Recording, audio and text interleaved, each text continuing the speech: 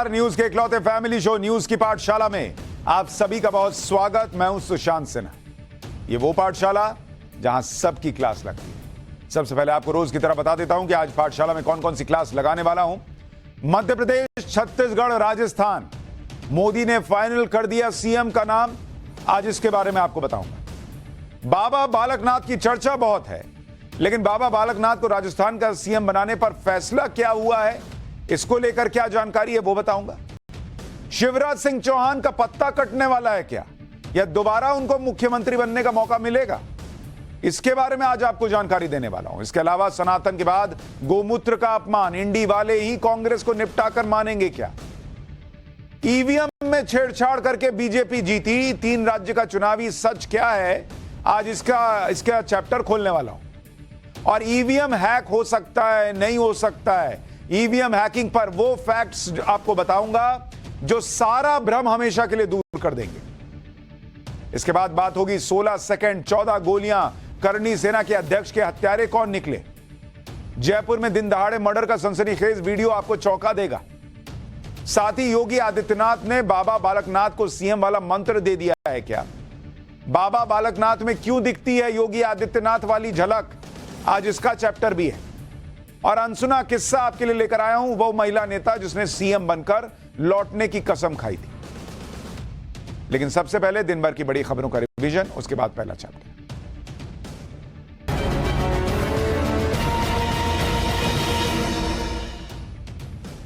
उत्तर प्रदेश में जो बोर्ड की परीक्षाएं होती हैं, उन्हें देखते हुए फिलहाल मदरसे की जांच को टाल दिया गया। इससे पहले योगी सरकार ने मान्यता प्राप्त मदरसों की जांच करवाने का आदेश दिया था। अल्पसंख्यक विभाग ने इसे लेकर 2 सदस्यीय कमेटी बनाई थी। 30 दिसंबर तक जांच रिपोर्ट पेश करने को कहा गया था, जिसके बाद यूपी मदरसा बोर्ड के चेयरमैन ने परीक्षाओं का हवाला देते हुए अल्पसंख्यक कल्याण मंत्री को चिट्ठी लिखी और कहा कि भैया थोड़ा जांच स्थगित कर दीजिए, और वो हो भी गई। बिहार में डिप्टी सीएम तेजस्वी यादव के चुनावी क्षेत्र राघोपुर में खेत जोतने को लेकर 2 किसान परिवार आपस में भिड़ गए। खेत में ही 40 से 50 लोग लाठी डंडे लेकर पहुंच गए, जिसके बाद वहां महासंग्राम हो गया। लोगों ने लाठी डंडे पत्थर क्या नहीं चलाए, एक दूसरे पर हमला कर दिया, बेरहमी से एक दूसरे को पीटा। तभी अचानक एक शख्स खेत में ट्रैक्टर लेकर पहुंचा और देखते ही देखते उसने लोगों पर ट्रैक्टर चढ़ाना शुरू कर दिया। ट्रैक्टर से किए गए हमले में कई लोगों को चोट आई है, जबकि आरोपी ने कई लोगों को खेत में ही रौंद डाला। पुलिस ने इस मामले में 2 आरोपियों को गिरफ्तार किया है। तमिलनाडु में तबाही मचाने के बाद मिचोंग तूफान आंध्र प्रदेश में दस्तक दे चुका है। तूफान की वजह से राज्य के कई इलाकों में मूसलाधार बारिश हो रही है। तिरुमाला में तो सबसे बड़े बांध मूसलाधार बारिश की वजह से लबालब हो गए, जिसके बाद आसपास के इलाकों में बाढ़ का खतरा मंडरा रहा है, क्योंकि डैम का पानी पहाड़ों को तोड़ता हुआ सड़कों पर आ रहा है। तिरुपति में भी भारी बारिश के बाद एक झरना ओवरफ्लो हो गया, जिसकी वजह से कपिला तीर्थम मंदिर परिसर पानी पानी हो गया। पानी का फ्लो इतना तेज था कि लोग अपनी जान बचाकर भागते नजर आए। अमेरिका के वर्जीनिया में जोरदार धमाके से हड़कंप मच गया। इस धमाके में एक घर पूरी तरह तबाह हो गया। घर से निकल रही आग की लपटें बहुत दूर से दिख रही थी। पुलिस के मुताबिक तलाशी के दौरान घर में मौजूद संदिग्ध ने फ्लेयर गन से गोलीबारी की, जिसकी वजह से यह धमाका हुआ। इजराइल की सेना ने गाजा पट्टी में फैले हमास के सुरंगों के नेटवर्क से निपटने के लिए नया प्लान तैयार किया है। इजराइल की सेना हमास की सुरंगों में समुद्र का पानी भरने की तैयारी कर रही है। मीडिया रिपोर्ट्स के मुताबिक गाजा के अल शिफा हॉस्पिटल के पास 5 बड़े वाटर पंप लगाए गए हैं, जिनके जरिए भूमध्य सागर का पानी हमास की सुरंगों में भर जाएगा। इजराइल को उम्मीद है कि उसके इस कदम से सुरंगों के अंदर छिपे हमास के आतंकी या तो डूबकर मर जाएंगे या फिर बाहर आकर सरेंडर करेंगे। तो ये तो हो गया दिन भर का रिवीजन। अब पाठशाला की पहली क्लास, जिसमें आपको बताऊंगा कि एमपी, छत्तीसगढ़, राजस्थान, मोदी ने फाइनल कर दिया क्या सीएम का नाम। बाबा बालकनाथ को राजस्थान का मुख्यमंत्री बनाने पर क्या फैसला हो रहा है। शिवराज सिंह चौहान का पत्ता कटेगा या उन्हें दोबारा मौका मिलेगा। सबसे पहले मुख्यमंत्री के नाम पर जो सस्पेंस है, उसका चर्चा।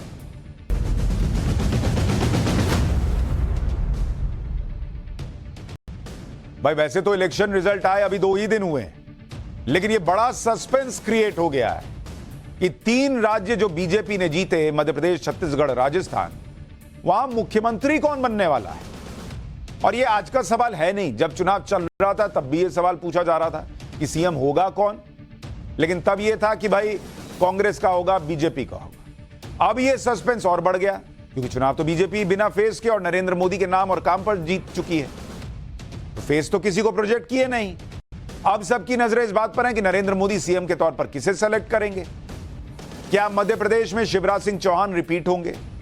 क्या वसुंधरा राजे को राजस्थान में मौका मिलने वाला है, या बाबा बालकनाथ को, या फिर कोई और ही नाम होगा, या फिर छत्तीसगढ़ में रमन सिंह को बीजेपी आगे रखेगी? अच्छा, ये तीन नाम तो इसलिए भी चर्चा में हैं क्योंकि अपने आप में अपने अपने राज्यों में ये बड़े चेहरे हैं, सीएम रह चुके हैं, तो भाई इनके नाम की तो चर्चा ऐसे ही हो रही है। लेकिन जिस तरह से प्रधानमंत्री नरेंद्र मोदी सरप्राइज वाली पॉलिटिक्स करते हैं और जिस तरह से उनका एक एक कदम विपक्ष की मुश्किलें और बढ़ाने वाला होता है, उस पॉलिटिक्स में सीएम का फेस कोई भी हो सकता है। इतना आसान नहीं है बॉस बीजेपी में समझना कि कौन मुख्यमंत्री बन जाएगा। मतलब अलग ही लेवल पर वहां निर्णय होता है, क्योंकि प्रधानमंत्री मोदी की पॉलिटिक्स में दो तीन बातें मोटे तौर पर जो समझ में आती हैं, अगर आप वो देखेंगे। भाई एक चीज तो पैटर्न दिखता है कि जिसका नाम मुख्यमंत्री के तौर पर खूब चलता है उसका पत्ता अंत में कट जाता है, यानी कोई गारंटी नहीं कि जिसका नाम चर्चा में हो वो मुख्यमंत्री बन जाए। ये एक पैटर्न दिखा है। और जितना, क्योंकि मीडिया में कोई खबर ऊपर से आती ही नहीं है नीचे तक, सब कयास लगा रहे होते हैं, ये वो ये वो ये वो, जो टीवी में चल रहा होता है उसका नाम ही नहीं आता है। मुख्यमंत्री कौन होगा ये या तो पीएम मोदी जानते हैं, या अमित शाह, या फिर जेपी नड्डा। यह भी तय नहीं है कि जिस राज्य में जिस जाति की ज्यादा ताकत है उसी का सीएम नरेंद्र मोदी बना देते हैं। वो भी पैटर्न नहीं है जो दूसरी पार्टियों में होता है कि भाई ये ज्यादा इस समाज के लोग ज्यादा हैं, इनका सीएम बना दो। आप देखिए ना भाई, हरियाणा में नॉन जाट को सीएम बना दिया खट्टर साहब को, झारखंड में नॉन आदिवासी को सीएम बना दिया था, महाराष्ट्र में नॉन मराठा को सीएम बना दिया था। यह भी कोई जरूरी नहीं है नरेंद्र मोदी की पॉलिटिक्स में कि मुख्यमंत्री जिसे बनाया जाए उसे सरकार चलाने का अनुभव होगा तभी बनाएंगे। जैसे उत्तर प्रदेश में योगी आदित्यनाथ कौन सा पहले सीएम बने थे, कौन सा सरकार चलाए थे, लेकिन योगी में भरोसा दिखाया, अब योगी योगी हो रहा है। इसी तरह महाराष्ट्र में देवेंद्र फडणवीस को मौका दिया, उनको कौन सा अनुभव था, लेकिन उन्होंने भी अच्छी सरकार चलाई। उत्तराखंड में आप पुष्कर सिंह धामी को देख लीजिए, उनको मौका दे दिया, दोबारा मौका दे दिया। और अभी जो रेस्क्यू ऑपरेशन हुआ उसमें धामी साहब की तो बड़ी वाहवाही हो रही कि गजब वहां पर खुद रह के काम किया। गुजरात में भूपेंद्र पटेल को मौका दे दिया। मतलब नरेंद्र मोदी को अगर आप एनालाइज करने बैठिए कि वो किस तरह से सोच के काम करते हैं, एक पैटर्न दो तीन चीजों का यही दिख रहा है। लेकिन एक बात तो तय है कि सीएम जो भी बनेगा उसके पास 2024 का टास्क होगा, और उसके आगे का भी, कि भैया मैं यहां डिलीवर कर रहा हूं, तुमको वहां डिलीवर करना होगा। इस बात को मध्य प्रदेश में शिवराज सिंह चौहान समझते हैं। आप शिवराज सिंह चौहान की पिछले 2 दिन की टाइमलाइन देखिए, आपको क्लियर समझ में आएगा कि शिवराज सिंह चौहान क्या मैसेज देने का प्रयास कर रहे हैं। आज ही शिवराज सिंह चौहान लाडली बहना योजना के लाभार्थियों से मिलने पहुंच गए, उनके साथ लंच किया। लाडली बहना वो योजना है जिसे एमपी में बीजेपी की सबसे बड़ी जीत का एक बड़ा फैक्टर माना जाता है। भाई नरेंद्र मोदी फैक्टर तो है ही सबसे पहले, लेकिन उसके बाद कहा जाता है कि लाडली बहना योजना ने भी अपना असर दिखाया। 2024 के चुनावों में भी इनकी भूमिका अहम होगी, क्योंकि एमपी में लोकसभा की 29 सीटें हैं, जिसमें 2019 में बीजेपी ने 28 जीती थी। लेकिन अब जिस तरह का बहुमत बीजेपी को मध्य प्रदेश में मिला है, उसमें बीजेपी ये मान के चल रही होगी कि भाई 29 में से 29 तो मिलनी ही है, क्योंकि अभी नरेंद्र मोदी के नाम पे कहां वोट पड़ा, अभी तो सीएम चुनने के लिए वोट पड़ा, तब इतना वोट पड़ गया। शिवराज सिंह चौहान भी यही कह रहे हैं कि उनका अगला टारगेट लोकसभा चुनाव है और वो इसके लिए तुरंत तैयारी शुरू कर रहे हैं। सुनिए शिवराज सिंह चौहान ने आज क्या कहा। मैं दिल्ली नहीं जाऊंगा। कल मैं जा रहा हूं छिंदवाड़ा, जहां 7 विधानसभा की सीटें हम नहीं जीत पाए। मेरा एक ही संकल्प है, 29 की 29 सीटें भारतीय जनता पार्टी जीते मध्य प्रदेश में, और श्रीमान नरेंद्र मोदी जी, हमारे प्रधानमंत्री जी, जो हमारे नेता हैं, उनके गले में 29 कमल की माला डाल के संपूर्ण बहुमत यहां से भारतीय जनता पार्टी को मिले और वो फिर से भारत के प्रधानमंत्री बने। इसलिए 29 की 29 लोकसभा की सीटें जीतना ये हमारा अगला लक्ष्य है। यानी शिवराज सिंह चौहान ये दिखा रहे हैं कि भैया मुझे सीएम बनाओ ना बनाओ, मेरा फर्क नहीं पड़ता, मैं कार्यकर्ता हूं। मैं अब नरेंद्र मोदी को मध्य प्रदेश की 29 सीट दिलाने पे काम करना शुरू कर रहा हूं। अब शिवराज सिंह चौहान को सीएम बनाया जाएगा या नहीं, ये क्लियर मैसेज अभी तक आया नहीं है, लेकिन शिवराज सिंह चौहान की तरफ से मैसेजिंग लगातार हो रही है। वो लगातार टीवी स्क्रीन पर दिख रहे हैं, नतीजे आने के बाद सबसे एक्टिव हैं। आज उन्होंने अचानक राम मंदिर की बात भी कर दी और सोशल मीडिया पर एक वीडियो पोस्ट किया जिसमें वो रथ पर भगवान राम और माता सीता की पूजा करते दिख रहे हैं। इससे पहले शिवराज का एक और वीडियो आया था जिसमें वो रिलैक्स दिख रहे थे, परिवार के साथ डिनर करते दिख रहे थे। यह वीडियो शायद इस बात की मैसेजिंग है कि वो सीएम की कुर्सी को लेकर ज्यादा फिक्रमंद नहीं है और उन्हें सीएम की कुर्सी के लिए बेचैनी नहीं। 2 दिन से शिवराज सिंह चौहान के नाम की चर्चा चल रही है, तो आज शिवराज ने कह दिया कि वो सीएम की कुर्सी की रेस में ना थे ना हैं। एक बार ये वाला बयान भी सुन लीजिए। मैं मुख्यमंत्री का दावेदार ना तो पहले कभी रहा और ना आज हूं।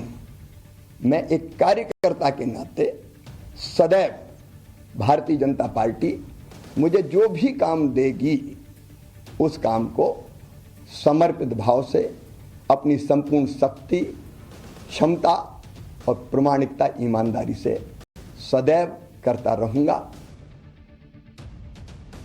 शिवराज सिंह चौहान ने यह बात शायद इसलिए कही है क्योंकि उन्हें पता है कि जिसका नाम सीएम के लिए चलता है वो आखिर में चूक जाता है और शिवराज सिंह चौहान चूकना नहीं चाहेंगे। अच्छा, पॉलिटिक्स में वैसे भी जिसको सीएम बनना होता है बड़ी मन में अच्छा इच्छा तो सबकी होती है, लेकिन कोई आके थोड़ी बोलता कि मैं सीएम बनना चाहता हूं। और बीजेपी में तो और नहीं चलता ये मामला कि हाँ मैं ही बनूंगा, ये सब बोलने पे तो और पत्ता कट जाता है। तो स्क्रीन पर दिखने का प्रयास कर रहे हैं लेकिन खुल के खुद कुछ नहीं बोल रहे, इसलिए पहले ही कह दिया कि उनका नाम रेस में ही नहीं है। वैसे अगर शिवराज सिंह को बीजेपी ने सीएम नहीं बनाया तो फिर सीएम कौन हो सकता है? हालांकि एक बड़ा तबका यह कह रहा है कि भाई इतना मैसिव मैंडेट मिला है तो अभी शिवराज सिंह चौहान को हटाने का कोई मतलब दिखता नहीं है, तो बड़ा चांस है कि शिवराज सिंह चौहान ही मुख्यमंत्री बन जाए। लेकिन विकल्पों की कमी नहीं है बीजेपी के पास। वहां पर यह भी नहीं होता कि कांग्रेस की तरह सिर्फ कमलनाथ और गहलोत पर ही अटके रहे। एमपी में बीजेपी के पास जो विकल्प हैं उनमें नरेंद्र सिंह तोमर का भी नाम चल रहा है। हालांकि बेटे का वीडियो चुनाव में वायरल होने से वो थोड़ा कमजोर हो गए। एक नाम प्रहलाद पटेल का चल रहा है, वो उमा भारती की तरह लोधी समाज से आते हैं और उमा भारती की गैर मौजूदगी में उन्होंने इस चुनाव में उस जगह को भरा भी था, तो उनका भी नाम चल रहा है। एक नाम राकेश सिंह का चल रहा है जो 4 बार जबलपुर के सांसद रह चुके हैं, इस बार विधानसभा में बीजेपी ने उन्हें उतारा था। इसके अलावा एक नाम कैलाश विजयवर्गीय का भी है जो बीजेपी के पुराने नेता हैं। बीजेपी के प्रदेश अध्यक्ष वीडी शर्मा का भी नाम एक विकल्प के तौर पर चल रहा है। यानी मध्य प्रदेश में कई लोग मुख्यमंत्री के तौर पर शिवराज सिंह चौहान को देखना चाहते हैं, लेकिन बहुत सारे लोग बदलाव की भी मांग कर रहे हैं। और अगर बदलाव का पार्टी सोचे तो कई विकल्प हैं।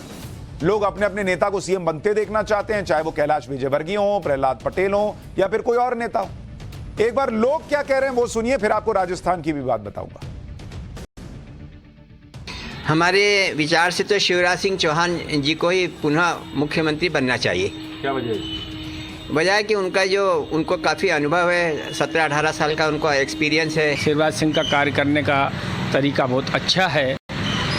सब नेताओं को जोड़ना, पब्लिक को जोड़ना, लाडली बहना योजना और जो है कन्या योजना, कन्यादान योजना, ऐसी योजनाएं जो चलाई हैं और ये जो लाडली बहना योजना है इसका भरपूर सहयोग मिला है। कैलाश विजयवर्गीय जी अगर मुख्यमंत्री बनते हैं तो हमारे मध्य प्रदेश का, इंदौर शहर का गौरव बढ़ता है। पहले नंबर पर देखते हैं कैलाश जी को अपन मुख्यमंत्री की दौड़ में।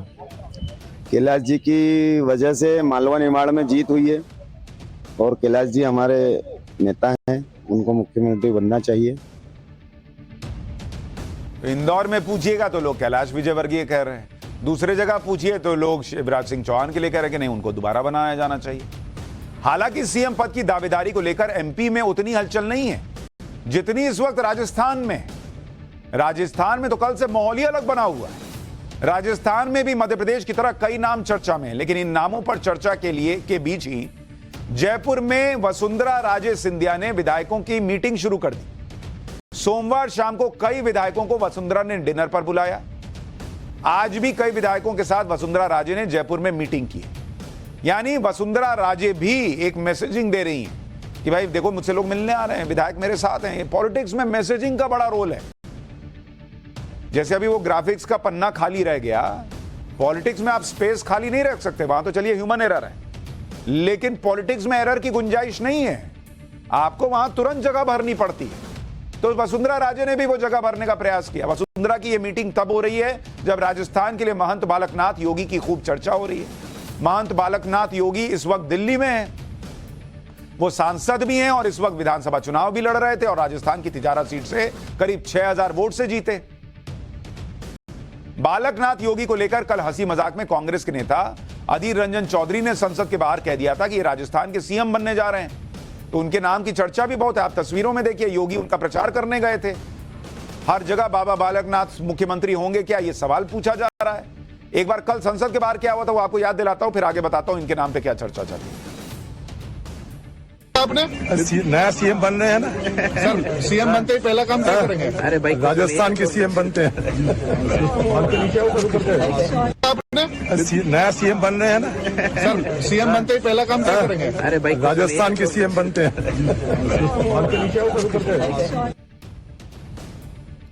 बाबा बालकनाथ कुछ बोलना नहीं चाह रहे, लेकिन भाई दूसरे लोग कह रहे हैं, और इससे वसुंधरा राजे का कैंप टेंशन में होगा। इसलिए कल से लगातार मीटिंग पे मीटिंग चल रही है। कई विधायक वसुंधरा के पक्ष में माहौल बना रहे हैं। जैसे मालवीय नगर के विधायक काली चरण सराफा का उन्होंने दावा किया कि वसुंधरा राजे से अब तक 70 विधायक मिल चुके हैं। विधायक गोपीचंद मीणा ने कहा कि विधायक और जनता वसुंधरा राजे को सीएम के तौर पर देखना चाहती है। विधायक सुरेश रावत ने कह दिया कि वसुंधरा ने बहुत अच्छा काम किया है, लेकिन आला कमान चाहेगा कि वही जो आला कमान चाहेगा वही बनेगा, वो पार्टी के साथ है। मतलब अपने लिए अपने थोड़े ही बोलेंगे कि मैं बनना चाहती हूं, माहौल बनवाना पड़ता है। तो दूसरे लोग बोल रहे हैं कि पब्लिक चाहती है। विधायक बहादुर सिंह कोहली ने कहा कि वसुंधरा राजे को सीएम बनना चाहिए। एक बार थोड़ा विधायक क्या कह रहे हैं वो सुनिए, फिर आपको इसकी इंटरनल पॉलिटिक्स समझाता हूं। जो जनता की मांग है वो वसुंधरा जी है, वसुंधरा जी को सीएम बनाना चाहिए। आप लोग मजबूत करने के लिए आए हैं? बिल्कुल मजबूत करने के लिए आए हैं। 115 में से कितने लोग हैं वसुंधरा जी के साथ? सब वसुंधरा जी के ही हैं। हालांकि नरेंद्र मोदी ऐसे प्रेशर पॉलिटिक्स में फंसते नहीं। उनको पता है कि ऐसा नहीं कि मैं वसुंधरा को नहीं बनाऊंगा तो 2024 में मुझे राजस्थान में कोई नुकसान हो। नरेंद्र मोदी के नाम पे जब वोट पड़ना है तो कोई वसुंधरा राजे या कोई चौहान, शिवराज सिंह चौहान या कोई दूसरा नेता जो है वो रास्ता खोद देगा, ऐसा नहीं होता है। ना तो बीजेपी का कल्चर है, ना नरेंद्र मोदी को विपक्ष नहीं रोक पा रहा, अपने लोग कैसे रोक देंगे। कई विधायकों ने वसुंधरा से मुलाकात की तो कई विधायक बीजेपी के प्रदेश अध्यक्ष सीपी जोशी से मिले। इनमें कई विधायक ऐसे हैं जो वसुंधरा से भी मिला है और प्रदेश अध्यक्ष से भी मिला है। वैसे तो चुनाव जीतने के बाद विधायकों का मिलना जुलना बहुत स्वाभाविक है, लेकिन जब सीएम पद को लेकर इतना सस्पेंस बना हुआ है तो फिर विधायकों के मिलने जुलने को लेकर बड़ी नजर रहती है और इनके कई मायने निकाले जाते हैं। लेकिन यह बात सबको पता है कि जो हाईकमान तय करेगा वही होगा और हाईकमान से जो चुनाव निकल कर आएगा उसी पर बात होगी और फिर वही विधायक दल की मीटिंग में दिखेगा। विधायक दल की मीटिंग कब होगी इसका कोई फैसला अभी हुआ नहीं है। राजस्थान के प्रभारी अरुण सिंह का क्या कहना है वो सुनवा देता हूं आपको। जो फैसला ले लेगा पार्लियामेंट्री बोर्ड फैसला ले लेगा वही सबको मान्य होता है। विश्व के सबसे लोकप्रिय नेता माननीय प्रधानमंत्री जी के नेतृत्व में हम चुनाव जीते हैं। जो केंद्रीय नेतृत्व फैसला लेगा पार्लियामेंट्री बोर्ड वही सभी को मान्य। अब वसुंधरा राजे शक्ति प्रदर्शन एक तरह से कर रही हैं तो बीजेपी प्रभारी ने साफ कह दिया कि केंद्रीय नेतृत्व का फैसला सबको मान्य होगा। इसके बाद वसुंधरा राजे के समर्थक विधायकों के सुर भी बदल गए। राजस्थान में बीजेपी विधायक गोपीचंद मीणा ने वसुंधरा राजे से मुलाकात की तो कहा कि वसुंधरा राजे को नेतृत्व मिलना चाहिए। आज जब प्रदेश अध्यक्ष सीपी जोशी से मिलकर निकले तो कहे कि केंद्रीय नेतृत्व तय करेगा, उनका सुर ही बदल गया। सुनिए कैसे पलटी मार दी है। सरकार बनेगी उसमें हम सब सहमत हैं, मैं मैडम भी सहमत है, हम सब सहमत है। मैडम के नेतृत्व में हम पहले भी वो हमारे नेता रही है, भविष्य में भी हमारी नेता रहेगी, ये हमें विश्वास है। संगठन सर्वप्रिय नरेंद्र मोदी जी के नेतृत्व में चुनाव हुआ है। मोदी जी और संगठन सर्वप्रिय है। कल मुलाकात की थी वसुंधरा राजे जी से आपने तो जी इसके भी मायने निकाले। वो हमारी लोकप्रिय नेता है और पूर्व मुख्यमंत्री रही है, आदरणीय सम्मानीय नेता है, तो शिष्टाचार भेंट की उनसे। 24 घंटे भी नहीं चला वसुंधरा राजे के लिए समर्थन। लेकिन बीजेपी में एक बात तो क्लियर है कि कोई कितना भी शक्ति प्रदर्शन करे, जो केंद्रीय नेतृत्व फैसला करेगा वही माना जाता है। जहां तक वसुंधरा राजे का सवाल है, उनके पक्ष में यह बात जाती है कि वसुंधरा राजे 2 बार राजस्थान की मुख्यमंत्री रह चुकी हैं, मतलब उनको सरकार चलाने का अनुभव है। वसुंधरा राजे राजस्थान की लोकप्रिय नेता भी रही हैं, पुरानी नेता हैं, संगठन और कार्यकर्ताओं के बीच उनकी पकड़ है। कई विधायक भी वसुंधरा के पक्ष में खुलकर बोल रहे हैं। लेकिन वसुंधरा के खिलाफ जो बातें जा सकती हैं वो ये हैं कि वसुंधरा राजे को पर्याप्त मौके मिल चुके हैं। भाई ये बात है कि उनको मौके तो पर्याप्त मिल चुके हैं। दूसरी बात कि केंद्रीय नेतृत्व से टकराव होने की बातें होती रही हैं। इसका ग्राफिक्स भी चलाइए। तो केंद्रीय नेतृत्व से टकराव होने की बातें होती रही हैं। 2018 का इलेक्शन वसुंधरा के फेस पर हारे थे तो ये उनके खिलाफ जा रहा है। 2023 में वसुंधरा को फेस नहीं रखा तो जीत गए थे। बीजेपी के पास विकल्प की कोई कमी भी नहीं है और वसुंधरा के आगे नए नेतृत्व की तलाश भी करनी है। अगर वसुंधरा को बीजेपी ने मुख्यमंत्री नहीं बनाया तो फिर सीएम कौन हो सकता है? विकल्प के तौर पर कौन से नाम हैं वो भी आपको बता देता हूं। एक नाम दिया कुमारी का भी चल रहा है, तो जरा उनको देखिए भाई, वो मजबूत राजपूत चेहरा है, बड़े मार्जिन से चुनाव जीता है उन्होंने। Baba Balaknath fire brand OBC चेहरा है, योगी आदित्यनाथ की तरह नाथ संप्रदाय से आते हैं। गजेंद्र सिंह शेखावत एक विकल्प है जो संघ से जुड़े हुए हैं और केंद्रीय मंत्री भी हैं। ओम बिड़ला लोकसभा के स्पीकर, साफ छवि है, पीएम के करीबी माने जाते हैं, उनका नाम भी चल रहा है। इसके अलावा किरोड़ी लाल मीणा पार्टी का शेड्यूल ट्राइब का चेहरा है और धरना प्रदर्शन करने वाले नेता हैं। ओम माथुर वरिष्ठ नेता हैं, गुजरात और यूपी के प्रभारी थे, दोनों राज्यों में जीत मिली। अर्जुन राम मेघवाल 2 बार से सांसद हैं और पार्टी का बड़ा एससी चेहरा है। अश्वनी वैष्णव केंद्रीय मंत्री हैं, राजस्थान से संबंध रखते हैं, ब्यूरोक्रेसी का अनुभव भी है। तो तमाम नाम है, तमाम विकल्प हैं जो बीजेपी के पास मौजूद है। इसी तरह से छत्तीसगढ़ में भी बीजेपी के पास कई विकल्प हैं। रमन सिंह के अलावा और कौन कौन दावेदार हैं उसकी लिस्ट आपको छत्तीसगढ़ वाली बता देता हूं। छत्तीसगढ़ में एक नाम अरुण साव का चल रहा है, प्रदेश अध्यक्ष हैं, साहू समाज के बड़े नेता हैं। फिर एक नाम विष्णुदेव साय का चल रहा है, आदिवासी समाज से आते हैं, रमन सिंह के करीबी हैं। ओपी चौधरी केंद्रीय नेतृत्व के करीबी हैं, अमित शाह ने बड़ा आदमी बनाने की बात कही थी। रेणुका सिंह का नाम चल रहा है, आदिवासी समाज से आती हैं, संगठन में काम करने का अनुभव है। लता उसेंडी बीजेपी का बड़ा आदिवासी चेहरा है, बीजेपी का राष्ट्रीय उपाध्यक्ष भी हैं। तो जिस तरह से आदिवासी समाज बीजेपी के साथ आया है, उसमें अगर आदिवासी मुख्यमंत्री बन जाए छत्तीसगढ़ में तो उस पर भी हैरानी नहीं होनी चाहिए। लेकिन बीजेपी तो मुख्यमंत्री का नाम तय करने में बिजी है, विपक्ष काहे में बिजी है? सुनिएगा तो माथा पीट लीजिएगा। पाठशाला में अब अगली क्लास, सनातन के बाद गोमूत्र का अपमान, इंडी वाले कांग्रेस को कैसे निपटा देंगे, ईवीएम में छेड़छाड़ करके क्या बीजेपी 3 राज्य का चुनाव जीती है, इसका सच क्या है, ईवीएम हैकिंग पर वो फैक्ट्स वाली क्लास लेकर आया हूं जो ईवीएम हैक हो सकता है या नहीं, हमेशा के लिए आपका यह भ्रम खत्म कर देगी। ये चैप्टर जरूर देखिए।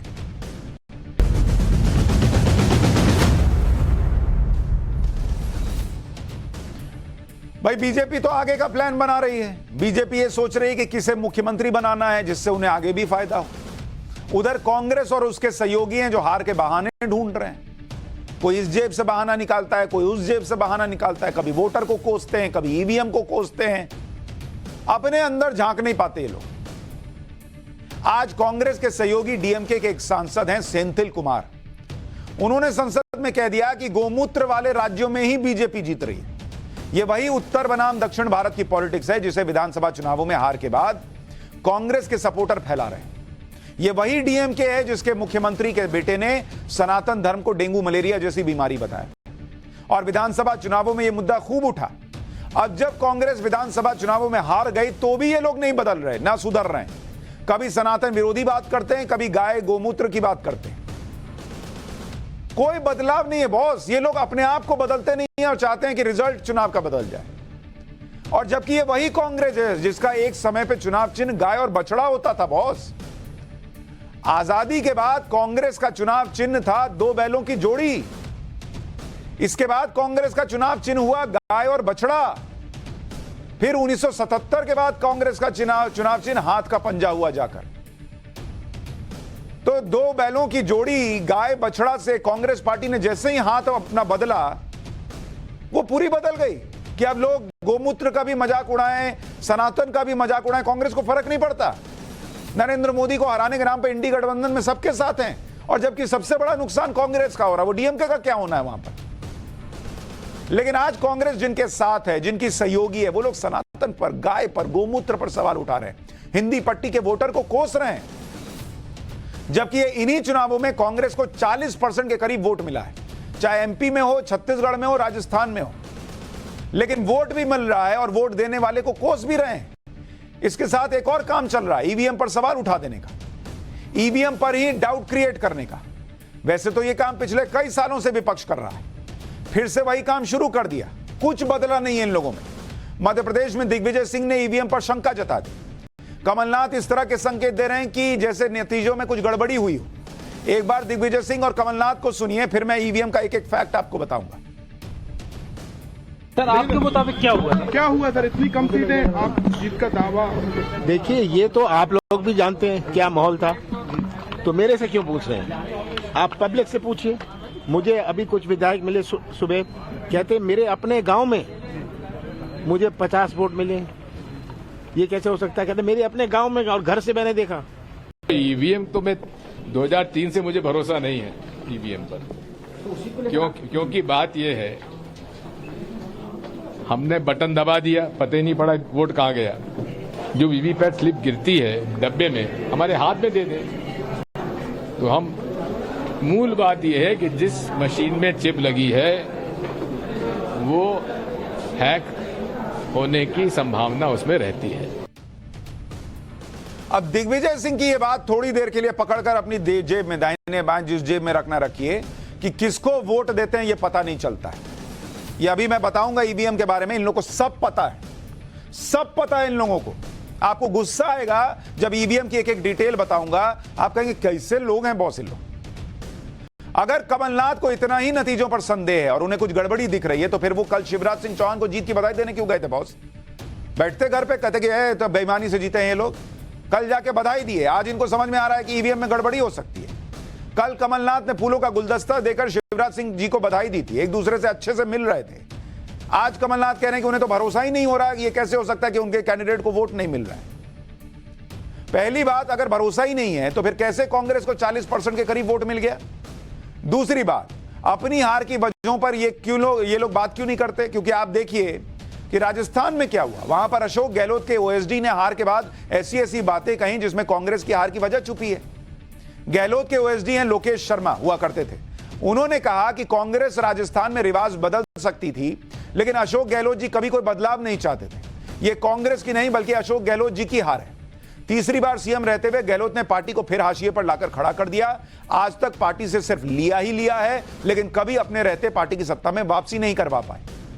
यह गहलोत का ओएसडी कह रहा है। आलाकमान के साथ फरेब किया, आलाकमान तक सही फीडबैक नहीं पहुंचने दिया, किसी को विकल्प तक बनने नहीं दिया, आत्ममुग्धता में लगातार गलत निर्णय और आपाधापी में फैसले लिए। तमाम फीडबैक और सर्वे को दरकिनार कर अपनी मनमर्जी और अपने पसंदीदा प्रत्याशियों को उनकी स्पष्ट हार को देखते हुए टिकट दिलवाने की जिद पाल ली। ये नतीजे तय थे, ये अशोक गहलोत का ओएसडी कह रहा है। ये नतीजे तय थे कि कांग्रेस हारेगी। स्वयं मुख्यमंत्री को यह पहले बताया गया था, कई बार आगाह किया गया था, लेकिन उन्हें कोई ऐसी सलाह या व्यक्ति अपने साथ नहीं चाहिए था जो सच बताए। 25 सितंबर की घटना भी पूरी तरह से प्रायोजित थी, जब आलाकमान के खिलाफ विद्रोह कर अवमानना की गई और उसी दिन से यह खेल शुरू हो गया था। तो बॉस, मुख्यमंत्री का ओएसडी बता रहा है कि हमको पता था कि हम राजस्थान हार रहे हैं, और आज कांग्रेस के नेता खड़े होकर कह रहे हैं कि ईवीएम हैक हो गया, ईवीएम में गड़बड़ी हो जाती है। ओएसडी क्यों नहीं बोला फिर कि ईवीएम की वजह से हार गए, हमारे मुख्यमंत्री चौचक काम किए थे? तमाशा बना के छोड़ दिए बॉस ये लोग देश का। जिसका जो मन आ रहा है वो बोल रहे हैं, आए बाएं। ओएसडी कहेगा कि मुख्यमंत्री हरा दिए, बाद में कमलनाथ और दिग्विजय सिंह कहेंगे कि अरे भैया यहां तो ईवीएम में खिला लग रहा है।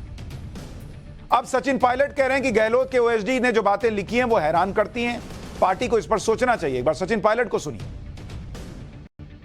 जो उनके ओएसडी बोला लगता है आपको कहीं कुछ तथ्य में दम है, तुरंत उन्होंने इस तरह की बात निगाह जो बोला है वो बड़ा गंभीर मुद्दा है और ये चिंता का विषय है। बड़े क्लोज सलाहकार है सर, जो गंभीर मुद्दा है, चिंता का विषय।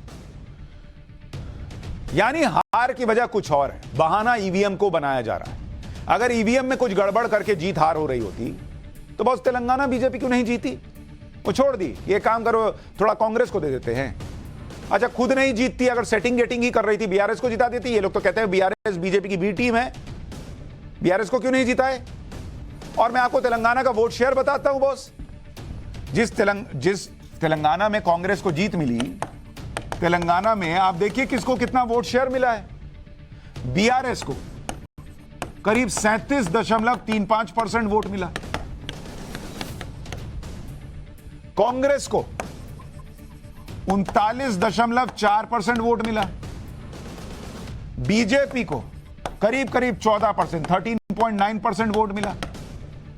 तो ईवीएम हैक हो जाता है, लेकिन बीजेपी ने कहा कि एक काम करते हैं, कांग्रेस को यहां 40% वोट देते नहीं। अच्छा, अगर ईवीएम का ही खेल होता तो बीजेपी जिन राज्यों में पिछले 8-9 साल में हारी, वहां फिर क्यों हारती? वहां भी जीत जाती। जैसे बीजेपी हारी, कहां कहां हारी भाई? आप देखिए, अभी 2023 में कर्नाटक हारी है, 2023 में हारी है भाई। क्यों कर्नाटक हारते? कर्नाटक बड़ा राज्य है, साउथ में बीजेपी के लिए द्वार खोल रहा था, इकलौता ऐसा राज्य जहां बीजेपी की सरकार थी। क्यों कर्नाटक हार गए अगर ईवीएम हैक्स हो सकता था? हिमाचल, अभी हिमाचल प्रदेश हारे हैं ना 2022 में, अभी हारे हैं। और मैंने आपको बताया था कि हिमाचल में कितना क्लोज फाइट था, महज 30-35 हजार वोट के अंतर से बीजेपी वहां सरकार गंवा दी। क्यों हारते हिमाचल? फिर पंजाब में क्यों हारते? 2022 में पंजाब गंवाए ना भाई, आम आदमी पार्टी कहती है कि हमको खत्म करना चाहते हैं, तो पंजाब 2022 में हारे। दिल्ली आप देखिए, दिल्ली 2020 में हारे, 2015 में हारे। अगर आम आदमी पार्टी को खत्म ही करना था तो बीजेपी खत्म क्यों नहीं कर देती? पंजाब क्यों हारती? दिल्ली क्यों हारती? और दिल्ली में हार भी रही है तो 67 सीट 70 में से आम आदमी पार्टी को दे रही है। अरे कुछ अपने, मान लीजिए सेटिंग गेटिंग हो सकता था तो अपने 30 विधायक रख लेती, उनको 40 दे देती, उनको 67 दे दी कि भाई वो माहौल बनाए कि भैया हमको देखो कितना दिल्ली में प्यार मिलता है। बंगाल हारी, जिसको लेकर इतना सवाल उठा कि भाई अमित शाह तो कहे थे वहां सरकार बन रही है, क्यों अमित शाह अपनी फजीहत कराएंगे अगर ईवीएम में सेटिंग गेटिंग हो सकती है? ये क्या तमाशा करते हैं बॉस आप लोग? ये तो लॉजिक की बात कर रहा हूं, अभी फैक्ट्स भी बताऊंगा आपको कि ईवीएम में कैसे हैकिंग हो ही नहीं सकती है। लेकिन दिग्विजय सिंह जैसे नेताओं को ईवीएम में गड़बड़ी दिख रही है, जबकि खुद कांग्रेस के अंदर कई नेता ऐसे हैं जो ईवीएम को सही मानते हैं। जैसे कार्ति चिदम्बरम ने आज कहा कि ईवीएम पर पूरा भरोसा है। सुनिए एक बार पी चिदम्बरम के बेटे कार्ति चिदम्बरम को।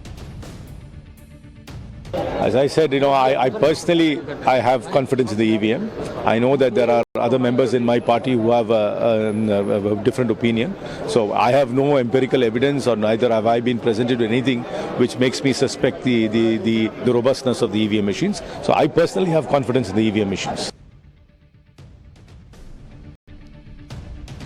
बॉस, ये लोग जो भी तमाशा कर रहे हैं, हंगामा कर रहे हैं, ईवीएम हैक हो सकता है। आज मैं आपको एक एक डिटेल बताता हूं और ये कान खोल के सुनिए एक एक चीज कि क्यों ईवीएम हैक नहीं हो सकता है। और ये बात इन सारे नेताओं को पता है, ये भी आज आपको फैक्ट के साथ बताऊंगा। सबसे पहले आप देखिए कि जिस ईवीएम की बात हो रही है कि भाई ईवीएम हैक हो जाता है, ईवीएम हैक हो जाता है, उसमें चिप लगा हुआ है। अरे बॉस, कुछ चिप यहां भी लगाइए आप लोग। ईवीएम को अगर आप देखेंगे, ईवीएम में दरअसल 3 मशीनें होती हैं जिनको मोटे तौर पर इलेक्शन के वक्त इस्तेमाल किया जाता है। इसमें आप देखिए, एक जो ये मशीन होती है इसको कंट्रोल यूनिट कहते हैं, कंट्रोल यूनिट इसको कहते हैं। ये आपकी हो गई वीवीपैट। इसमें यहां पर ये शीशा लगा हुआ होता है और इसमें आपने जिसको वोट दिया, मान लीजिए कांग्रेस को दिया, जिस कैंडिडेट को दिया उसका नाम लिख के इस पर्ची में दिखता है। और ये जो है आप देख रहे हैं, ये बैलेट यूनिट है। ये देखिए, इसको कहते हैं बैलेट यूनिट, जिसमें आप जाते हैं और वोट बटन दबाते हैं और उसके बाद वोट पड़ता है। अब पहली बात तो ये कि इसके अंदर ना कोई वाईफाई होता है ना कोई ब्लूटूथ होता है। ये दोनों ही सिस्टम इसके अंदर होते ही नहीं है। No WiFi no Bluetooth. जब वाईफाई है ही नहीं, ब्लूटूथ है ही नहीं, तो बाहर से कनेक्ट कैसे करोगे भैया? कैसे करोगे मुझे ये तो बताओ। 8वीं मंजिल पे घर है, ना सीढ़ी बनी हुई है बिल्डिंग में, ना लिफ्ट लगा हुआ, जाओगे कैसे? हवा में उड़ते हुए जाओगे क्या? वैसे ही जब नहीं है वाईफाई, जब नहीं है ब्लूटूथ, तो कैसे जाओगे? दूसरी बात, ये बैटरी से चलने वाली मशीन है, ये इलेक्ट्रिसिटी से भी नहीं चलती, इनमें बैटरी लगा हुआ होता है। उसके बाद जो ये कंट्रोल यूनिट है, ये आपके बैलेट यूनिट से, जिससे आप वोट डालते हैं, इससे तार के जरिए जुड़ी हुई होती है, क्योंकि उसमें वाईफाई ब्लूटूथ कुछ है ही नहीं, तो तार से जोड़ के रखते हैं उसको। और ये कंट्रोल यूनिट जो है, इसको एक बार में एक्टिवेट करता है वहां जो ऑफिसर बैठा होता है, वो यहां बटन दबाता है, तब आपका बैलेट यूनिट एक्टिव होता है। जब एक्टिव होता है, आप एक बटन दबाते हैं, कोई भी आप बटन दबाते हैं, वो वोट पड़ता है। और उसके बाद वो ये आपका जो यूनिट है, ये लॉक हो जाता है। उसके बाद जब ये दोबारा यहां से उसको एक्टिव करेगा तभी होता है। ये नहीं कि वहां गए और 4 बटन दबा दिए, 4 वोट पड़ गया। एक वोट पड़ते ये लॉक हो जाएगा जब तक दोबारा उसको चुनाव अधिकारी एक्टिव नहीं करेगा। और जैसे ही आप वोट डालते हैं, वो वोट की तस्वीर इस वीवीपैट मशीन में, ये जो जगह बनी रहती है शीशा, इसमें कागज में लिखकर आता है कि आपने कांग्रेस को दिया, बीजेपी को दिया, आम आदमी पार्टी को दिया, किसको दिया, वो दिखता है। 6 सेकंड यहां पर अटका रहता है वो कागज, साफ दिखता है कि किसको वोट दिया। और उसके बाद जाके वो पर्ची जो है वो एक सील बंद डब्बे में जाके गिरती है। कहां से हैकिंग हो गई बॉस? कह रहे थे ना दिग्विजय सिंह कि हमको पता नहीं किसको वोट दे दिया, ये वीवीपैट में पर्ची अपने हवा में छप के आ जाती है। और सुनिए, ईवीएम का प्रोसेस आपको समझ में आ गया कैसे काम करता है। अब कैसे इन लोगों को एक एक चीज पता है कि ईवीएम हैक नहीं हो सकता, अब आपको यह समझाता हूं। सबसे पहले आप यह जान लीजिए कि पूरे देश के ईवीएम अगर इस्तेमाल नहीं हो रहे होते तो वो ईवीएम के वेयर हाउस में उनको रखा जाता है। यहां से ही ईवीएम चुनाव के लिए इस्तेमाल होने के लिए जाती है। और यह बात ध्यान रखिए कि जब भी ईवीएम का वेयर हाउस खोलना हो तो नेशनल और स्टेट पार्टी के प्रतिनिधियों को बुलाकर ही इसे खोला जाता है। मतलब हर पार्टी का वहां रिप्रेजेंटेटिव होता है, तब वो वेयर हाउस खुलता है, तब उसमें से ईवीएम निकलता है। इन वेयर हाउस की हर 3 महीने में चेकिंग होती है और यह चेकिंग भी स्टेट और नेशनल पार्टी के प्रतिनिधियों के सामने होती है कि भाई यहां ईवीएम रखा है, ठीक से रखा है, चेक कर लो। वेयर हाउस को खोलते और बंद करते समय इसकी वीडियोग्राफी भी होती है। जब चुनाव होने होते हैं तो उससे पहले ईवीएम और वीवीपैट की सबसे पहले तो FLC यानी फर्स्ट लेवल चेक होता है। यह जांच ईवीएम बनाने वाली जो 2 कंपनियां हैं BEL और ECIL, इसके इंजीनियर करते हैं कि भाई ये ईवीएम ठीक है कि नहीं, काम के लायक हैं कि नहीं। लेकिन यह काम भी अकेले खोपचे में किसी कमरे में बैठ के नहीं होता। यह जांच फर्स्ट जो जांच होती है ईवीएम की चुनाव के पहले, यह भी राजनीतिक दलों के प्रतिनिधियों के सामने होती है। ये कांग्रेस वाले, बीजेपी वाले, आप वाले, जिस पार्टी के नेता होते हैं ना जो कह रहे हैं ईवीएम कोई हैक हो सकता है, जो भी पार्टी का कहे, उसका प्रतिनिधि वहां होता है जिसके सामने पहले लेयर की चेकिंग होती है ईवीएम की कि ठीक से काम कर रहा है कि नहीं। इसके बाद ईवीएम में मॉक पोल होता है, यानी नकली पोलिंग करके देखा जाता है कि ईवीएम ठीक काम कर रहा है कि नहीं। इसमें 5% ईवीएम को रैंडमली सेलेक्ट किया जाता है। इसके बाद उसमें वोटिंग करते हैं और उसका मिलान वीवीपैट से होता है। इस पूरी प्रक्रिया में भी राजनीतिक दलों के प्रतिनिधि सामने बैठे होते हैं और उनको भी खुद वोट डालने दिया जाता है कि तुम चेक करो कि ठीक से वोट पड़ रहा है कि नहीं। खुद 5% ईवीएम को सेलेक्ट करने भी दिया जाता है कि अच्छा ये वाला ईवीएम तुमने सेटिंग की होगी तो इलेक्शन कमीशन कहता है कि तुम हमको छोड़ो, तुम सेलेक्ट करो कौन सा ईवीएम लेना है। फिर वो किसी पार्टी का प्रतिनिधि सेलेक्ट करता है कि ये वाला में चेक कराइए, उसमें चेक करते हैं, वोट डालते हैं, वीवीपैट से क्या पर्ची निकली है चेक होता है। ईवीएम की कंप्लीट टेस्टिंग के बाद राजनीतिक पार्टियों को ईवीएम की लिस्ट थमाई जाती है जो चुनाव में इस्तेमाल होगी और उनकी सील, फॉर्म और रजिस्टर पर सिग्नेचर कराया जाता है। जो ईवीएम, अब ये तो है नहीं कि यहां चेक कराए दूसरा वहां इस्तेमाल हुआ दूसरा, जो चेक कराए वो सारा का लिस्ट देते हैं कि यही यूज होना है। इसके बाद 10% ईवीएम को जागरूकता अभियान के लिए ले जाया जाता है कि कैसे इसका इस्तेमाल होना है। इसकी लिस्ट भी सभी पार्टियों को दी जाती है कि कौन कौन सा ईवीएम लेके जा रहे हैं, क्योंकि हर ईवीएम में एक यूनिक नंबर होता है। सारी पार्टी को लिख के देते हैं कि देखो फलाना ईवीएम लेके जा रहे हैं जागरूकता अभियान के लिए। अब चुनाव की प्रक्रिया के दौरान की बातें आपको बताता हूं कि जब चुनाव चलता है कैसे ईवीएम पहुंचते हैं, कैसे वोटिंग होती है, कैसे रखे जाते हैं और कैसे काउंटिंग होती है। क्या इसमें कोई ऐसा हिस्सा है जो राजनीतिक प्रतिनिधियों को न पता हो? सुनिए गौर से। चुनाव के लिए जैसे ही ईवीएम को विधानसभा या लोकसभा क्षेत्र में भेजा जाता है तो सबसे पहले उनका रैंडमाइजेशन होता है। रैंडमाइजेशन का मतलब होता है किसी भी ईवीएम को किसी भी जगह पर अलॉट कर देना, मतलब ताकि किसी को पता ना चले कौन सा ईवीएम कहां जाएगा, किसी को पता ना चले कि किस नंबर का ईवीएम किस बूथ पर जाएगा। यह सब कुछ राजनीतिक प्रतिनिधियों के सामने होता है जिससे गड़बड़ी की गुंजाइश नहीं रहती। यहां भी हर पार्टी का कैंडिडेट रहता है या उसका प्रतिनिधि रहता है। इसके बाद भी जब पोलिंग स्टेशन पर ईवीएम पहुंचते हैं तो वहां उनको फिर मिला देते हैं, रैंडमाइजेशन कर देते हैं और यह भी इन राजनीतिक प्रतिनिधियों के सामने होता है। फिर वोटिंग से पहले 5% ईवीएम को टेस्ट के लिए चुना जाता है जिसमें 1000 वोट डाले जाते हैं और उनकी मैचिंग वीवीपैट से कराते हैं और यह भी सारे प्रतिनिधियों के सामने करते हैं। इस प्रक्रिया में भी ईवीएम को सेलेक्ट करना, रैंडम वोटिंग करना और वीवीपैट से मिलान करना, सब कुछ राजनीतिक दलों के प्रतिनिधियों को करने की छूट होती है कि तुम खुद करके देख लो। उसके बाद जिस दिन वोटिंग होती है उस दिन भी इसी तरीके से मॉक पोल होता है। मतलब वोटिंग शुरू होने के पहले सारे पार्टी के प्रतिनिधि को बुलाते गए, बीजेपी वाला तुम भी आओ, कांग्रेस वाला तुम भी आओ, आम आदमी पार्टी वाला तुम भी आओ। उसके सामने ईवीएम की चेकिंग होती है।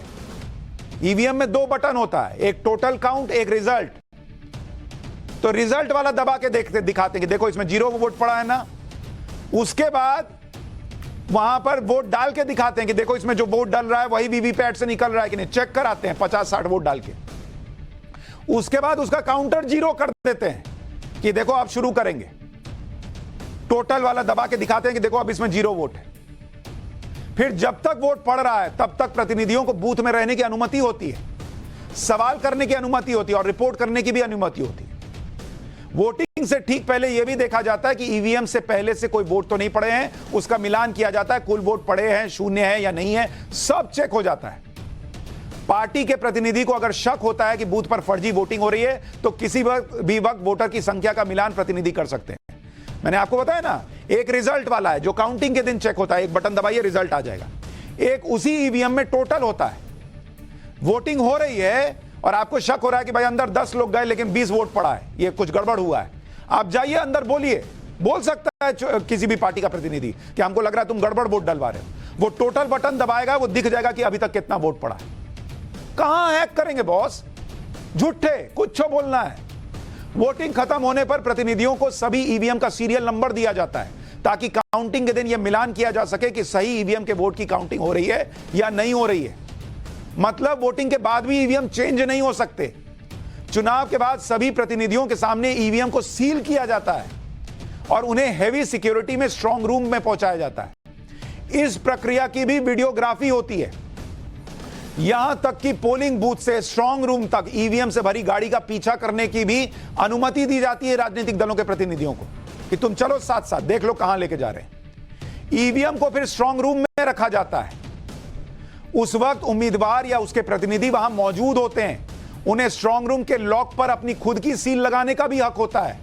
उन्हें यह भी हक होता है कि वो स्ट्रांग रूम की लगातार निगरानी कर सकें।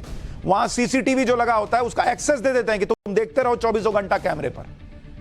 स्ट्रांग रूम के दरवाजे पे जो सील लगती है, एक ही दरवाजा होता है, उस कमरे में और कोई दरवाजा ही भी नहीं होता, उसमें सील लगाते हैं, उस सील पे सबका सिग्नेचर लेते हैं। बीजेपी वाला भी साइन करेगा, कांग्रेस वाला भी करेगा, आप वाला भी करेगा, लेफ्ट वाला भी करेगा, हर पार्टी का करता है कि देखो ये सील बाद में बदल ना जाए। काउंटिंग के दिन स्ट्रांग रूम को प्रतिनिधियों के सामने खोला जाता है। उनको मिलाते हैं कि देखो ये सील पे तुम साइन किया था ना, देखो साइन मैच हो रहा है कि नहीं हो रहा है। भाई अगर वो पर्चा फट जाएगा तो इसका मतलब दूसरा खेल हुआ है।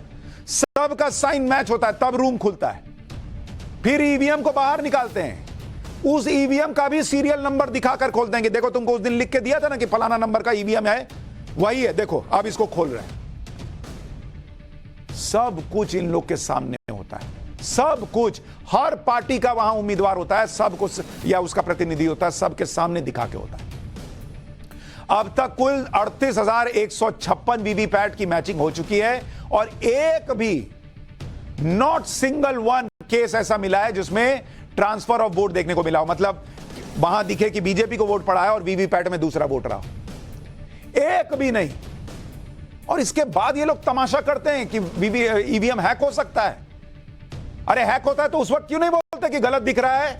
हर जगह एक एक पॉइंट पे इनके लोग होते हैं और अगर शक हो फिर भी तो कोर्ट जाया जा सकता है। इसके लिए इलेक्शन पिटीशन पीरियड है जिसमें आप आपत्ति दर्ज करा सकते हैं। जब तक ये पिटीशन हाईकोर्ट से पूरी तरह से निपट नहीं जाती तब तक ईवीएम को हाई सिक्योरिटी जोन में रखा जाता है और कोर्ट के आदेश पर इनकी रिकाउंटिंग हो सकती है।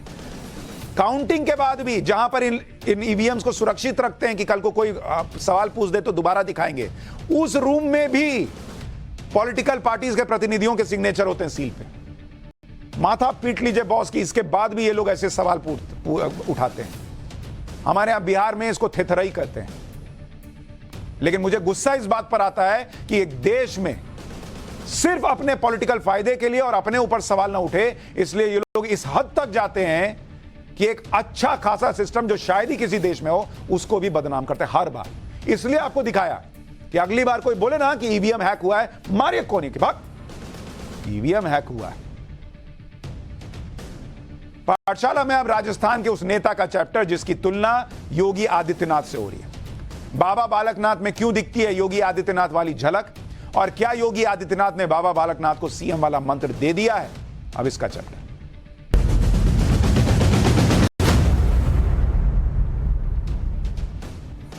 राजस्थान में मुख्यमंत्री पद के लिए वैसे तो कई चेहरों की चर्चा हो रही है, लेकिन एक नाम ऐसा है जिसके बारे में विरोधी भी कह रहे हैं कि वो राजस्थान का मुख्यमंत्री बन सकता है, और वो नाम है महंत बालकनाथ योगी का।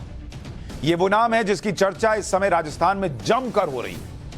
बालकनाथ योगी राजस्थान में बीजेपी के फायर ब्रांड नेता हैं और उन सांसदों में से हैं जिन्हें बीजेपी ने विधानसभा चुनाव में उतारा था और बालकनाथ योगी ने विधानसभा चुनाव में जीत भी हासिल की। बालकनाथ योगी की चर्चा होने के पीछे एक वजह योगी आदित्यनाथ के साथ उनकी समानता भी है।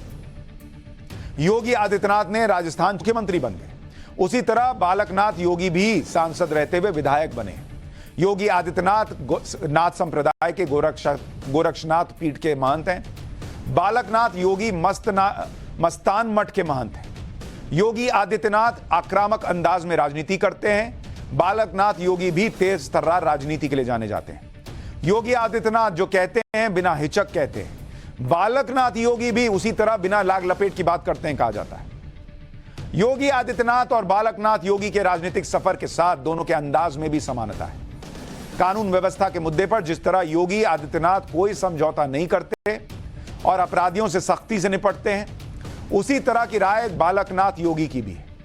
योगी आदित्यनाथ तो बुलडोजर बाबा के नाम से मशहूर है और बाबा बालकनाथ योगी भी बुलडोजर के फैन हैं। आपको सुनाते हैं कि गुंडे, बदमाशों और माफिया पर दोनों की सोच यानी योगी आदित्यनाथ और बाबा बालकनाथ की सोच कितनी मिलती है, सुनिए। क्या यह सच नहीं कि जिस अतीक अहमद के खिलाफ पीड़ित परिवारों ने मुकदमा दर्ज कराया उसके परिवार के खिलाफ, वह समाजवादी पार्टी के द्वारा पोषित माफिया है और उसकी कमर को तोड़ने का काम हमारी सरकार ने किया है। और फिर मैं कहता हूं इसे हम इस माफिया को मिट्टी में मिला देंगे। आपने एक बात कही थी कि बुलडोजर चलेगा, गुंडे भाग जाओ 24 घंटे के अंदर, क्या कहेंगे? आज देख लेना 3 तारीख के बाद में कोई नजर नहीं आएगा। एक जगह ग्राफिक्स में मठ का नाम गलत लिखा था, उसके लिए हम माफी मांगते हैं। मस्तनाथ मठ है। उधर उत्तर प्रदेश के सीएम योगी आदित्यनाथ और बालकनाथ योगी दोनों ही नेता धर्मगुरु होते हुए राजनीति में आए। आज से 25 साल पहले 1998 में पहली बार योगी आदित्यनाथ गोरखपुर से सांसद बने थे। देखिए तब की तस्वीर है। ये योगी आदित्यनाथ है, कैसे बच्चे से दिख रहे हैं। 1998 में 26 साल की उम्र में योगी आदित्यनाथ ने गोरखपुर सीट से लोकसभा का चुनाव लड़ा था।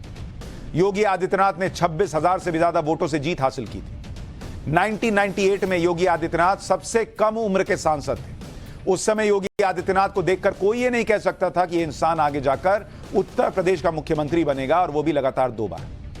कोई नहीं कह सकता था कि इनको प्रधानमंत्री भी कभी बनाया जाए, इसकी चर्चा होने लगी।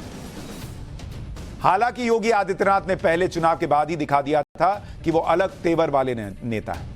1998 में लोकसभा में योगी आदित्यनाथ ने संस्कृत में शपथ लेकर सबको तब हैरान कर दिया था। देखिए 1998 की यह तस्वीर। अहम आदित्यनाथ लोकसभाया सदस्यत्वेन निर्वाचितः निश्चितेन परमेश्वरस्य नाम्नः सपे यदहं विधिना स्थापितं भारतस्य संविधानं प्रति सत्यां श्रद्धां निष्ठां च धारयिष्ये। यदहं भारतस्य सम्पूर्ण प्रभुत्वसम्पन्नताम् अखण्डतां च रक्षिष्यामि तथा यत्पदं गृहीतुमहं मुद्यमस्मि तस्य कर्तव्यानि श्रद्धापूर्वकं निर्वक्ष्यामि। जैसे योगी आदित्यनाथ ने कम उम्र में घर छोड़ा, गोरखपुर में गोरखनाथ मंदिर के महंत अवैधनाथ के शिष्य बने और फिर राजनीति में आगे बढ़ते चले गए, उसी तरह का सफर बालकनाथ का भी रहा है। 1984 में पैदा हुए बाबा बालकनाथ को घर वालों ने 6 साल की उम्र में ही अध्यात्म की शिक्षा के लिए भेज दिया था। अध्यात्म की शिक्षा लेने के लिए बालकनाथ को महंत खेतानाथ के पास भेजा गया। वहां से बालकनाथ महंत चांदनाथ के पास चले गए, जो मस्तनाथ मठ के महंत थे। महंत चांदनाथ अलवर से सांसद भी रह चुके हैं, जहां से बालकनाथ भी सांसद हैं। महंत चांदनाथ ने 2016 में बालकनाथ को अपना उत्तराधिकारी बनाया। महंत चांदनाथ के बाद बालकनाथ योगी रोहतक के मस्तनाथ मठ के 8वें प्रमुख बने। इसके अलावा बालकनाथ मस्तनाथ विश्वविद्यालय के चांसलर भी हैं। बालकनाथ नाथ संप्रदाय से हैं और सीएम योगी की तरह भगवा पहनते हैं, कान में कुंडल भी पहनते हैं। बालकनाथ योगी को उत्तर प्रदेश के सीएम योगी आदित्यनाथ का करीबी भी माना जाता है। 2019 में बालकनाथ योगी ने अलवर से लोकसभा चुनाव जीता और अब वो तिजारा से विधानसभा चुनाव जीत चुके हैं। जिसके बाद राजस्थान के मुख्यमंत्री की रेस में बालकनाथ योगी का नाम भी जोर शोर से लिया जाने लगा है। महंत बालकनाथ के तेवर भी बिल्कुल मुख्यमंत्री योगी आदित्यनाथ वाले दिखते हैं। राजस्थान में तो चुनाव के नतीजे आने से पहले ही बाबा बालकनाथ ने कह दिया था कि राजस्थान में बीजेपी की सरकार बनने वाली है और सरकार बनने के बाद गुंडे बदमाशों को छुपने की जगह नहीं मिलेगी। गुंडे, मवाली, बदमाश और कांग्रेस के भ्रष्टाचारी नेता कान खोलकर सुन लें, समय रहते अपना राशन कार्ड बंगाल या कर्नाटक का बनवा लें। राजस्थान में बीजेपी की सरकार बनने के बाद इन लोगों के लिए कोई जगह नहीं बचेगी। ऐसे लोगों से जेल में चक्की पिसवाने का काम लिया जाएगा। मतलब जैसे योगी आदित्यनाथ खुल के एकदम ठोक देते हैं, वैसे ही बाबा बालकनाथ भी। 3 दिसंबर को चुनाव के नतीजे आने के बाद एक बार फिर से बाबा बालकनाथ ने गुंडे बदमाशों को कड़ा संदेश देते हुए कहा था कि वो सब राजस्थान छोड़कर चले जाएं। सुनिए एक बार।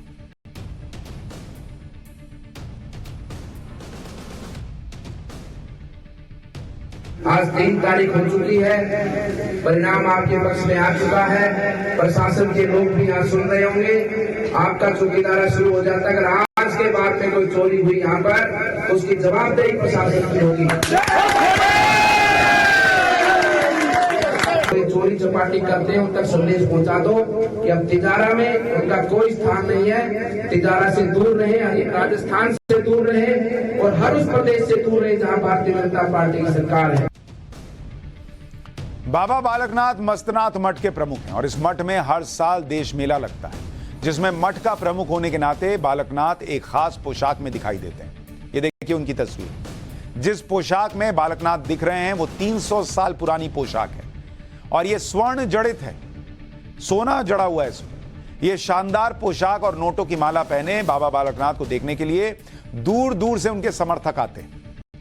इस मेले में कई तरह के आयोजन किए जाते हैं, जिसमें दंगल होता है, कुश्ती है, कई प्रतियोगिताएं होती हैं। मस्तनाथ मेले में केंद्रीय मंत्रियों और हरियाणा के मंत्रियों की भीड़ लगती है। जिस मस्तनाथ मठ के महंत बालकनाथ हैं उसके बारे में भी आपको बताता हूं। मस्तनाथ मठ के बारे में यह मान्यता है कि इसकी स्थापना 8वीं शताब्दी में बाबा चौरंगीनाथ ने की। उस समय इस मठ का नाम अस्थल बोहर मठ हुआ करता था। हालांकि कुछ समय बाद मठ खत्म होने की कगार पर आ गया। 17वीं शताब्दी में बाबा मस्तनाथ ने मठ का फिर से जीर्णोद्धार किया। उसके बाद से नाथ संप्रदाय की परंपरा के अनुसार इसे चलाया जा रहा है। बाबा मस्तनाथ के नाम पर ही इसका नाम मस्तनाथ मठ पड़ा। 2012 में 7वें महंत चांदनाथ ने बाबा मस्तनाथ विश्वविद्यालय की स्थापना की। मस्तनाथ मठ में अमित शाह, मोहन भागवत, योगी आदित्यनाथ, केंद्रीय मंत्री भूपेंद्र यादव, बाबा रामदेव सब जा चुके हैं। हरियाणा और राजस्थान में मस्तनाथ मठ का बड़ा प्रभाव माना जाता है। मस्तनाथ मठ के अनुयायी तो यह भी मानते हैं कि इस मठ का जीर्णोद्धार 17वीं शताब्दी में मुगल बादशाह औरंगजेब का मुकाबला करने के लिए किया गया था। यानी मस्तनाथ मठ का इतिहास बहुत पुराना है और मुगलों के समय से ही यह मठ सनातन के लिए काम कर रहा है। योगी आदित्यनाथ बतौर मुख्यमंत्री उत्तर प्रदेश में कैसा काम कर रहे हैं, यह पूरा देश देख रहा है। कानून व्यवस्था की बात हो या फिर निवेश लाने का मुद्दा हो, सीएम योगी हर मोर्चे पर लगातार तेजी से काम करते दिखे। खास तौर पर लॉ एंड ऑर्डर के मुद्दे पर तो वो बेहद सख्त है। योगी आदित्यनाथ ने उत्तर प्रदेश में योगी मॉडल तैयार किया, जिसकी चर्चा देश भर में होती है। भाई आज कहीं भी हंगामा हो जाए, कुछ हो जाए, पब्लिक बोलती है कि हमको योगी मॉडल चाहिए। जिसमें योगी मॉडल क्या है भाई, उसमें कानून तोड़ने वालों के खिलाफ तेजी से एक्शन लिया जाता है और एक्शन ऐसा होता है जिसे देखकर दूसरे अपराधियों के होश उड़ जाते हैं। इसी तरह के तेवर बालकनाथ योगी के भी है। इसी वजह से बालकनाथ का नाम सीएम पद के लिए भी चल रहा है और उन्हें राजस्थान का योगी भी कहा जा रहा है। अच्छा, बाबा बालकनाथ को मुख्यमंत्री बनाएगी बीजेपी, नहीं बनाएगी ये अलग बात है, लेकिन उनको मुख्यमंत्री बनाने में 2-3 चीजें हैं भाई। एक तो आप देखिए, जिन बाबा बालकनाथ की बात हम कर रहे हैं उनको मुख्यमंत्री बनाने का फैक्टर अगर आप देखेंगे, बाबा बालकनाथ एक तो भैया ये ओबीसी चेहरा है, तो इसमें आप ओबीसी समाज को भी मैसेज दे रहे हैं। और दूसरा, इनकी पकड़ जो है वो हरियाणा, यूपी और राजस्थान तीनों जगह है। तो अगर बाबा बालकनाथ मुख्यमंत्री बनते हैं तो वो एक तीर से 3 राज्यों में प्रभाव छोड़ सकते हैं। तो ये बड़ी बात है। लेकिन नरेंद्र मोदी के दिमाग में, अमित शाह के दिमाग में इस वक्त क्या चल रहा है ये तो अभी वही जानते हैं, लेकिन हम आपको अपडेट लगातार देते रहेंगे। एक छोटा सा ब्रेक ले रहे हैं। ब्रेक के बाद पाठशाला में अब किस्सा सुना। आज तमिलनाडु की पूर्व मुख्यमंत्री जयललिता की पुण्यतिथि, इसलिए पाठशाला में आज तमिलनाडु विधानसभा में जयललिता के साथ हुई उस बदसलूकी का किस्सा, जिसके बाद जयललिता ने मुख्यमंत्री बनने के बाद ही विधानसभा में घुसने की प्रतिज्ञा ली थी। बात 25 मार्च 1989 की है। उस वक्त तमिलनाडु में डीएमके की सत्ता थी और एम करुणानिधि राज्य के मुख्यमंत्री थे। विधानसभा में बजट पर भाषण चल रहा था। जैसे ही बजट भाषण शुरू हुआ, नेता विपक्ष जयललिता और एआईएडीएमके के विधायक हंगामा करने लगे। विधानसभा में भारी हंगामे के बीच एआईएडीएमके के किसी विधायक ने मुख्यमंत्री करुणानिधि की तरफ फाइल फेंकी। अचानक हुई घटना का अंदाजा करुणानिधि को भी नहीं था। फाइल लगने से उनका चश्मा गिर गया, टूट गया। इसके बाद डीएमके के विधायक भड़क गए। बवाल बढ़ता देख जयललिता विधानसभा से बाहर निकलने लगी।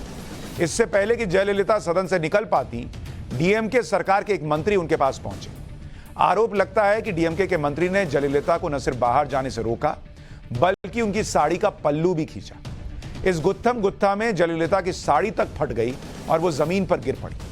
इसके बाद सदन से बाहर निकलकर जयललिता ने कसम खाई कि वो जब मुख्यमंत्री बनेंगी तभी सदन में लौटेंगी, वरना कभी विधानसभा के अंदर प्रवेश नहीं करेंगी।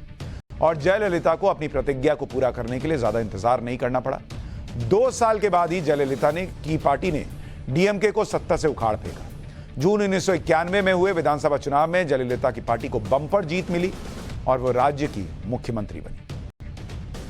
और अब वक्त है इस वक्त